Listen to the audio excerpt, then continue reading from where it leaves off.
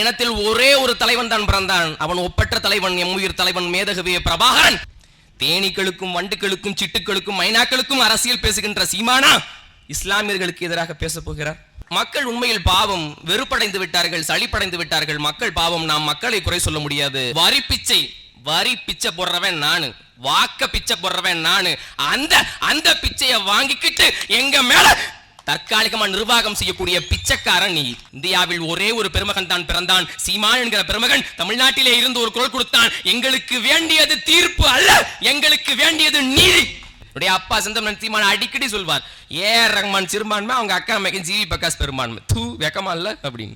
நாடு முழுக்க ஒரு அறிவிப்பு செய்யப்படுகிறது, நாம் ராமர் கோயிலை மீட்டெடுக்க வேண்டும், அதனால் எல்லோரும் பாபர் மசூதியை இடிக்க திரண்டு வாருங்கள் என்கிற பெரும் அறிவிப்பு செய்யப்படுகிறது. நேரு சிலையை வைக்க அனுமதித்தார், ராஜீவ் காந்தி சிலைக்கு பூஜை செய்ய அனுமதித்தார்.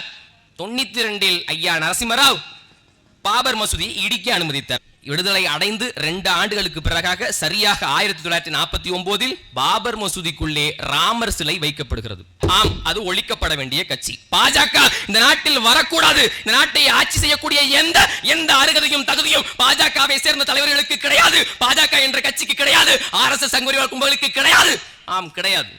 இஸ்லாமியர்களால் மறக்க முடியாத ஒரு சம்பவம் இருக்கிறது, அது பாபர் மசூதியை இடித்த சம்பவம். அந்த சம்பவத்திற்கு இடித்தது பாஜக என்றால் இடிக்க அனுமதித்தது காங்கிரஸ். நாங்கள் அறிவித்து விட்டோம், காங்கிரஸ் எங்களின் இனத்தின் எதிரி, பாரதிய ஜனதா மனித குலத்தின் எதிரி. இந்தியா என்கிற நாட்டிலே ஒவ்வொரு முறையும் சிறுபான்மை சிறுபான்மை சிறுபான்மை என்று சொல்கிறானே, உனக்கு வெக்கமா இல்ல? சிறுபான்மைன்னு சொன்னா செருப்பால அடிப்பேன்னு சொன்ன ஒரு தலைவன் அது செந்தமிழன் சீமான் மட்டும்தான். அந்த காந்தியடிகள் அவர்கள் ஒரே ஒரு வாட்டி நம்மளுடன் பேசிக் கொண்டிருக்கிற வாக்குல ஒரே ஒரு முறை நம்மளுடன் இந்த சிறுபான்மையினர்களின் தலைவரான முகமது அலி ஜின்னாவும் நம்முடன் இருக்கிறார். இந்த சொன்ன இந்த ஒரு வார்த்தைக்காகத்தான் பாகிஸ்தான்ங்கிற நாடே பிரிந்தது. உங்களுக்கு தெரியுமா?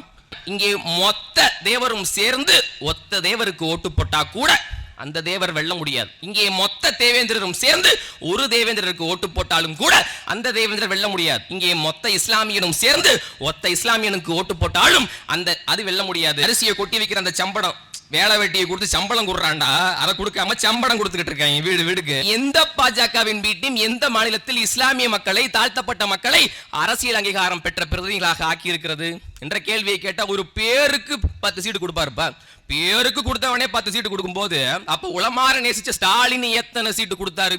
இங்கே மைனா, சிட்டு, காக்கா, குருவி, தேனி, வண்ணத்து பூச்சி, மரங்கள், மலைகள், ஆறுகள், நீர்நிலைகள் என்ற அத்தனைக்கும் அரசியல் இருக்கிறது.